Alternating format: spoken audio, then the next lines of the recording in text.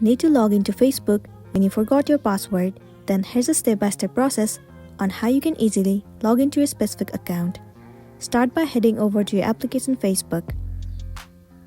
First of all, enter the email address or phone number of your account.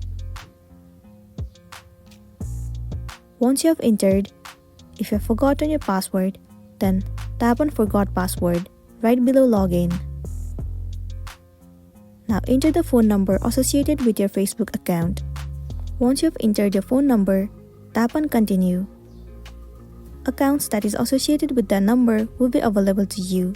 Choose the specific account that you want to log in. Once you have selected, you will need to enter the verification code that you will receive in any of the social media. So enter the specific code and then click on Continue. Wait for a while for it to load.